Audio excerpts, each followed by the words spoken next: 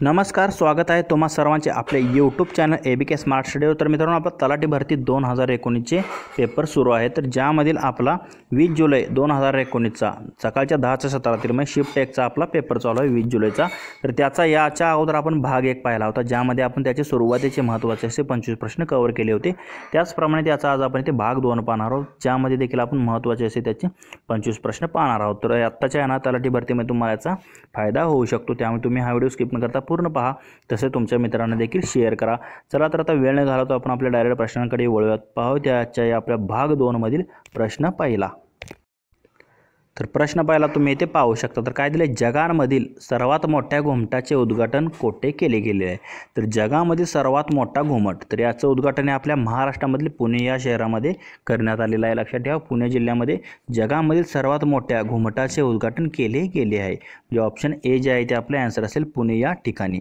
पुढील प्रश्न, choose the correct form of tense for the given sentence. मी आता खाली दिलेल्या एका वाक्यासाठी आपल्याला योग्य क्रियापदाचा वापर करायचा आहे। तर इथे काय, dash dash denied the degree to his ward for personal reasons.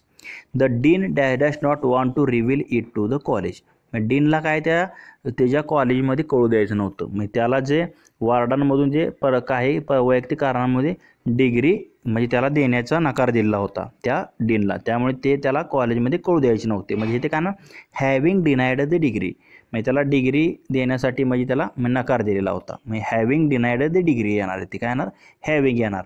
Having denied the degree to his ward for personal reason the dean dash dash not want, म्हणजे त्याला काय सांगायचं नव्हतं, म्हणजे काय म्हणतो आपण, डिड नॉट वॉन्ट येणार। मग dean did not want to reveal it to the college.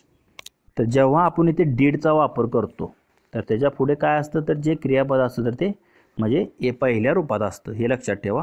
म्हणजे डीड असेल तर पुढचं क्रियापद ते पहिल्या रूपात येतं। म्हणजे हे काळानुसार जे नीट काळ शिकला त्यांना माहीत असायला हवं, डीड नंतर जर येणारं क्रियापद पहिल्या रूपात पाहिजे। मागच्या देखील आपण व्हिडिओमध्ये एक प्रश्न पाहिला होता, तिथे स्पीक येत होतं, काय जणांनी ते स्पोक आन्सर दिला असणार आहे। पण इथे काय, having denied the degree of his ward for personal reason the dean did not want to reveal it to the college. संपूर्ण जर आता ह्या वाक्याचा जर आपण घेतला तर वैयक्तिक कारणास्तव डीनला त्याच्या वॉर्डात पदवी नाकारली, म्हणजे त्याच्या काहीतरी वैयक्तिक कारणाम होते, त्यामुळे काय, तर त्याला पदवी नाकारली गेली वॉर्डामध्ये, त्याच्या वॉर्ड किंवा प्रभागामध्ये म्हणतो त्याला। तर डीन म्हणजे प्रभागाचा जो प्रमुख असतो त्याला आपण डीन म्हणतो। तर त्या डीनला ती महाविद्यालयात ती गोष्ट उघड करायची नव्हती, म्हणजे डीनला ती महाविद्यालयात उघड करायची नव्हती असा त्याचा अर्थ होतो। मग डीन म्हणजे काय, हेड ऑफ फॅकल्टी किंवा प्रभागाचा प्रमुख म्हणतो त्याला। म्हणजे हॅविंग आणि डीड हे आपलं योग्य काळानुसार येतील। पुढील प्रश्न, जर खाली दिलेल्या दोन चौकोन एकमेकांना आच्छादित केले असतील तर खालीपैकी कोणता एक विकल्प तयार होईल? तर आता इथे जर तुम्ही पाहिलं तर इथे कोपरं फक्त पाहिजे। इथे जर तुम्ही पाहिलं तर हा काळा इथे आता पांढऱ्यावर येणार आहे, आणि हा इकडचा काळा ह्या पांढऱ्यावर येणार आहे, आणि हे जे पांढरे काळ्यावर आले ते देखील असं येणार आहे। तर हे कोणत्या आकृतीमध्ये दिले, तुम्ही जर इथे पाहिलं तर इथे ऑप्शन सी मध्ये इथे तुम्ही पाहू शकता। तर याप्रमाणे ही आकृती येईल, ते जर एकमेकांमध्ये ॲड केली तर इथे ऑप्शन सी मध्ये तुम्ही पाहू शकता, हे याप्रमाणे ती आकृती येईल। पुढील प्रश्न, राजीवच्या 3 मुलांच्या सध्याच्या वयाचे गुणोत्तर। म्हणजे आता राजीव एक व्यक्ती आहे, त्याच्या 3 मुलांच्या वयाचे गुणोत्तर म्हणजे आजच्या वयाचे गुणोत्तर किती दिलेलं आहे, 5 7 60 आहे असं म्हटलेलं आहे।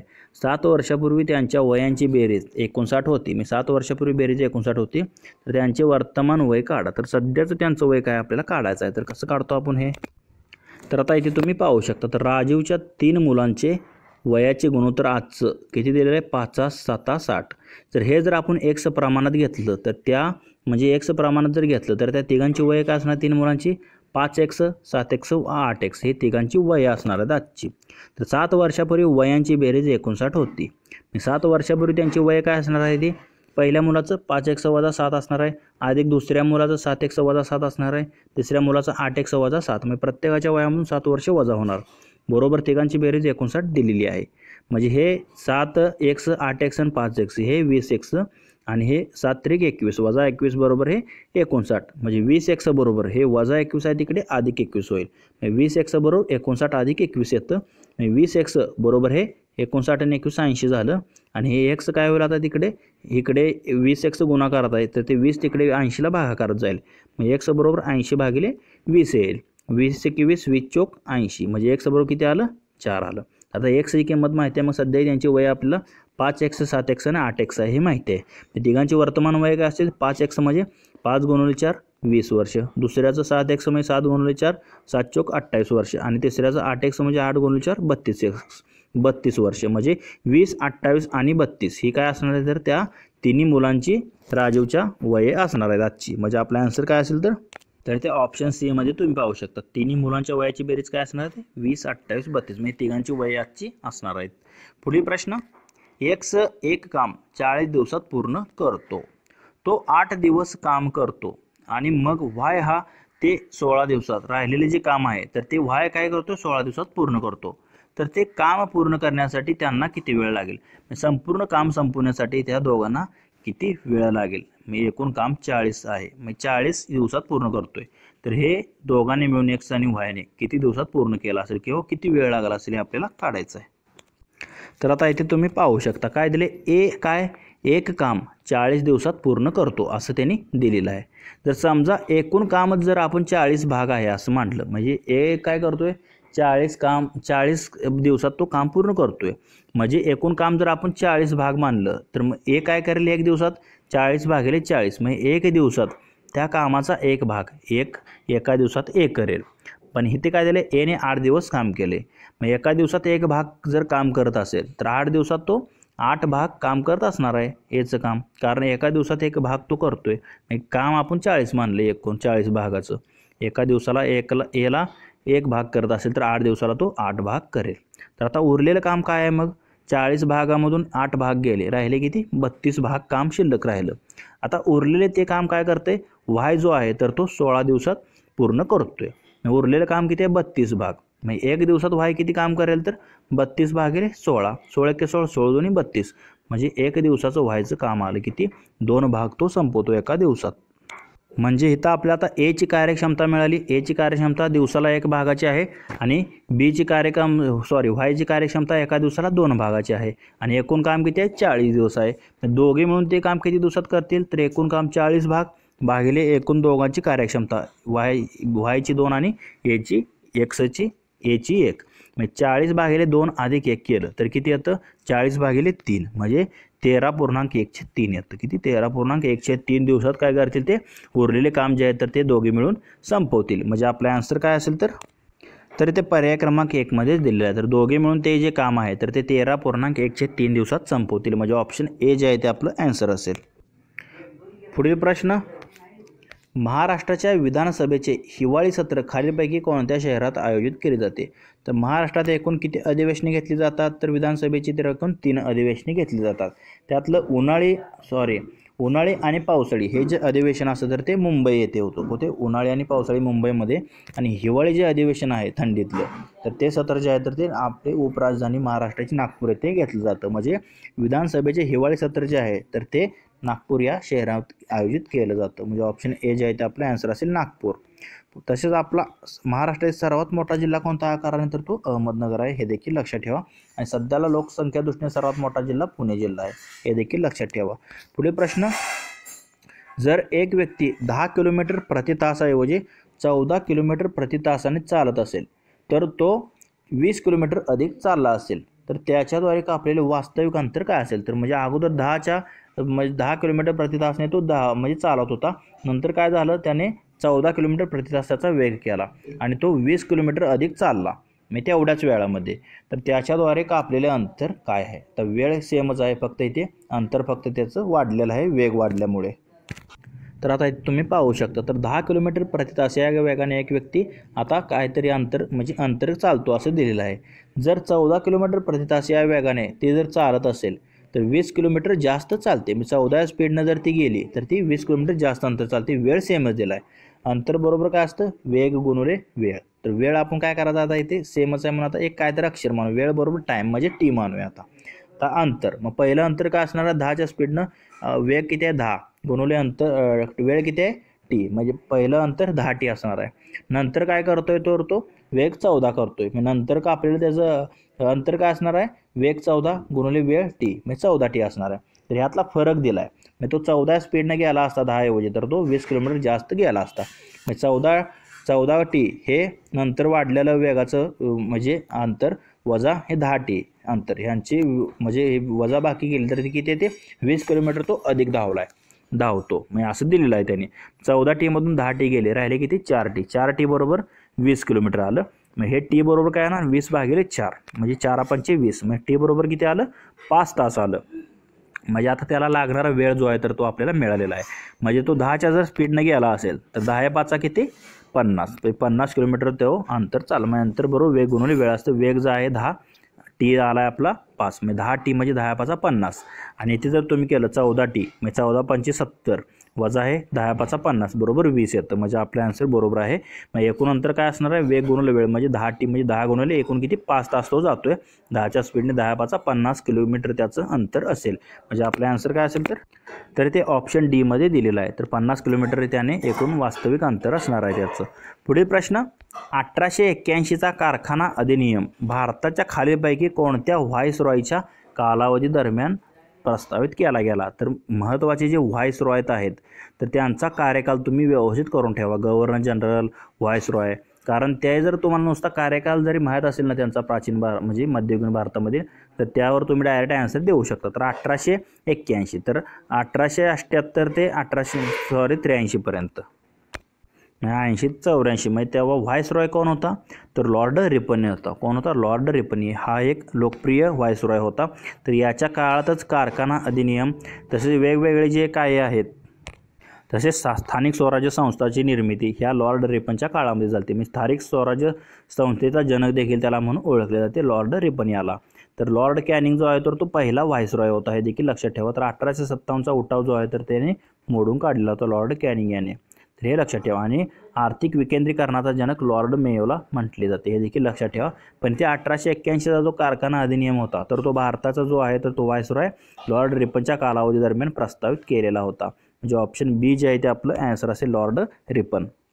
पुढील प्रश्न महाराष्ट्रामधील चौगुले दादू दत्तात्रय म्हणजे चौगुले दादू दत्तात्रय यांनी 2018चा ध्यानचंद पुरस्कार खालीलपैकी कोणत्या क्षेत्रामध्ये जिंकला आहे. तर ध्यानचंद पुरस्कार जो आहे तर तो खेळाशी संबंधित आहे.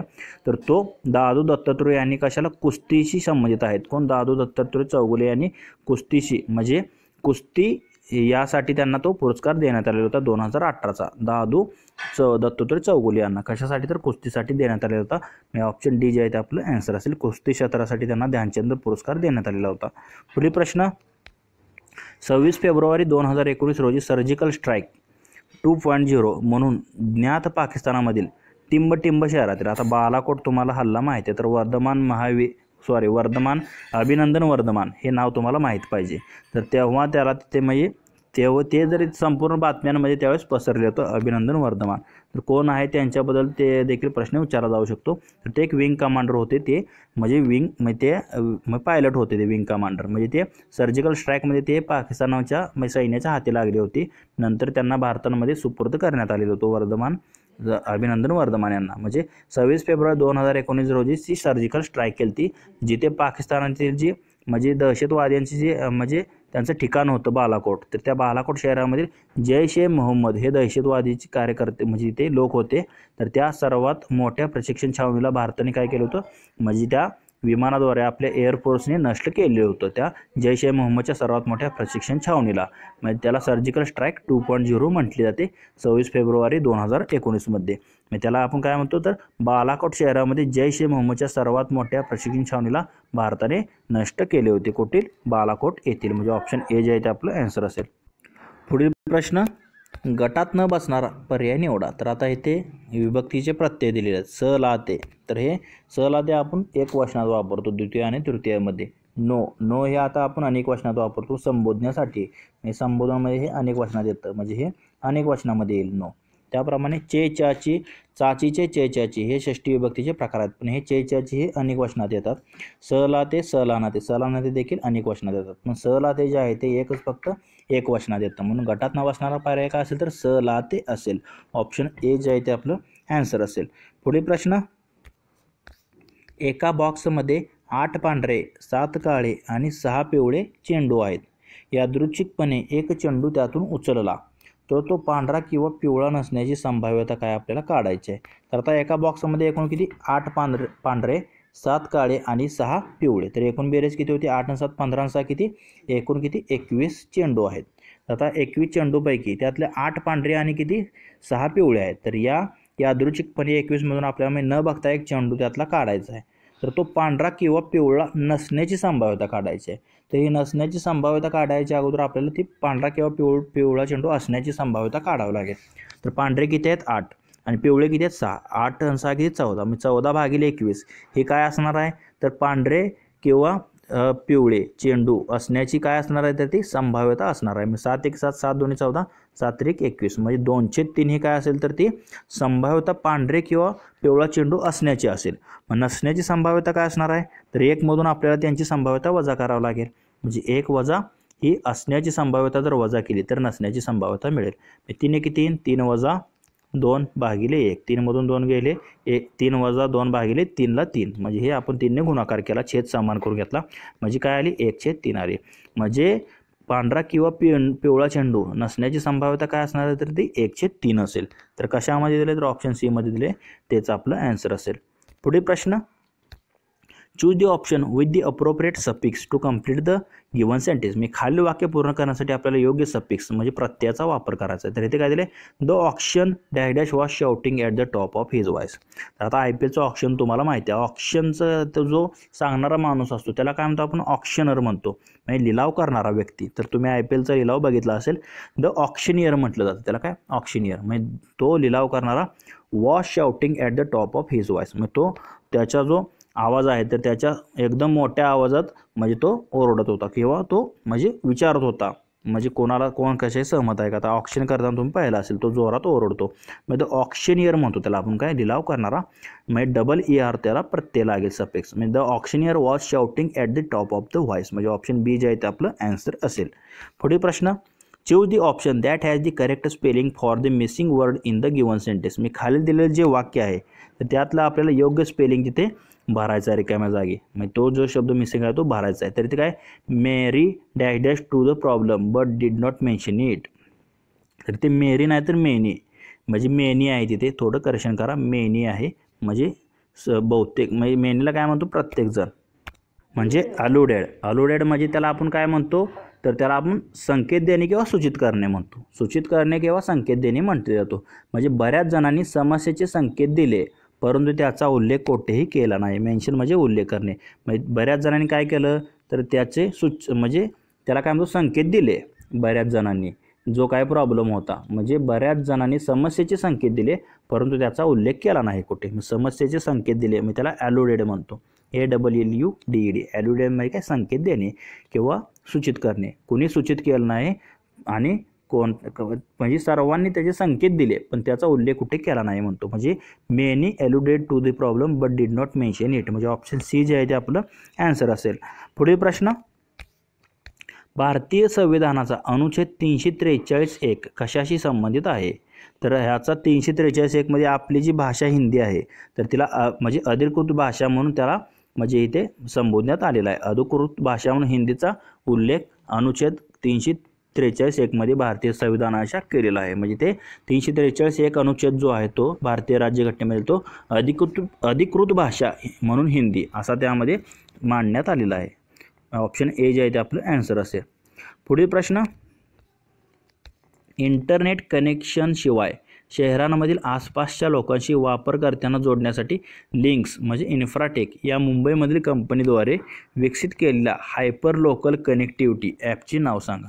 तर हे मुंबईद्वारे म्हणजे केलेलं आहे तर ते ॲप म्हणजे ॲपचं नाव काय तर त्या भोंगा ॲप आहे. काय भोंगा हे नाव आहे त्या ॲपचं. म्हणजे काय होतं इंटरनेट कनेक्शनशिवाय शहरामधील आसपासच्या लोकांशी वापरकर्त्यांना जोडण्यासाठी मग इंटरनेट कनेक्शनशिवाय लोकांना जोडण्यासाठी लिंक इन्फ्राटेकच्या मुंबईमधील कंपनीद्वारे विकसित केलेलं हायपर लोकल कनेक्टिव्हिटी ॲपचं नाव काय आहे तर ते भोंगा आहे त्या ॲपचं नाव आहे. म्हणजे ऑप्शन ए जे आहे ते आपलं आन्सर असेल. पुढील प्रश्न दिलेल्या शब्दगटामधून विरुद्धार्थी शब्द ओळखा. तर ऊन. आता ऊन कसं असतं रखरखीत त्याच्या विरुद्धार्थी काय असतं तर सौम्य. रखरखीत म्हणजे काय एकूण कडक ऊन म्हणतो त्याला आपण रखरखीत. आणि सौम्य म्हणजे काय, कमी प्रमाणात, सौम्य तापमानात, तर आपण सौम्य म्हणतो. म्हणजे रखरखीच्या विरुद्धार्थी काय येणार, तर सौम्य येईल. म्हणजे ऑप्शन बी जे आहे ते आपलं आन्सर असेल. ऊन कसं असतं, रखरखीत, त्याच्या विरुद्धार्थी सौम्य असतं. पुढील प्रश्न, खालीलपैकी कोण महाराष्ट्र ओपन 2019चे विजेते होते. तर महाराष्ट्र ओपन 2019चे कोण आहेत, तर ते केविन अँडरसन. कोण आहेत, केविन अँडरसन जे आहे तर ते महाराष्ट्र ओपन 2019चे विजेते होते. तर ही जी स्पर्धा आहे महाराष्ट्र ओपन ती टेनिसशी संबंधित आहे. तर त्यावेळेचे कोण होते, केविन अँडरसन. 2019चे विजेते होते कोण, Kevin Anderson, Maharashtra Open tennis स्पर्धेचे विजेते होते. पुढील प्रश्न, दिलेल्या काळात परिवर्तन करण्यासाठी योग्य पर्याय निवडा. तर आता इथे विद्यार्थी वाक्य बनवायचं आपल्याला. परीक्षेत मला पहिला वर्ग मिळाला. तर इथे काय आपण म्हणतो, विद्यार्थी वाक्य म्हणजे इच्छा तर्क म्हणजे त्याच्यामध्ये आपल्याला दिसले पाहिजे. परीक्षेत मला पहिला वर्ग मिळावा असं येणं, वर्ग मिळावा. तर मिळावा हे काय असेल तर यातलं मिळाला ऐवजी आपल्याला काय करावं लागेल, मिळावा करावा लागेल. म्हणजे मिळावा केलं तर ते कशामध्ये येतं, तर ते विद्यार्थी वाक्यात येतो. म्हणजे परीक्षेत मला पहिला वर्ग मिळावा अशी माझी इच्छा आहे. तर ही इच्छा जिथे व्यक्त केली जाते ते विद्यार्थी वाक्य असतं. म्हणजे जिथे क्रियापदाच्या रूपावरून आपल्या कर्तव्य, योग्यता, शक्यता, इच्छा व तर्क यांचा वेध होत असेल तर त्याला आपण विद्यार्थ क्रियापद म्हणतो. म्हणजे मिळावा हे काय तर त्याची इच्छा आहे. म्हणजे ते कशामध्ये येईल तर ते विद्यार्थी वाक्यात येतं. ऑप्शन बी जे आहे ते आपलं आन्सर असेल. पुढील प्रश्न, पुढील वाक्यामधील अधोरेखित अव्ययाचा प्रकार ओळखा. तर इथे काय दिले वाक्य, भारनियमनामुळे विद्युत पुरवठा खंडित होणे ही आजकाल नेहमीचीच बाब झालेली आहे. तर भारनियमामुळे विद्युत पुरवठा खंडित होणे, आजकाल हे काय आहे तर आजकाल. तर हे एक क्रियापदाबद्दल विशेष माहिती सांगितली. तर आजकाल हे काय असं क्रियाविशेषण अव्यय आहे, कालवाचक. म्हणजे ऑप्शन ए जे आहे ते आपलं आन्सर असेल. तर आजकाल हे काय आहे तर हे एक प्रकारचं क्रियाविशेषण अव्यय आहे. ऑप्शन 1 जे आहे ते आपलं आन्सर असेल.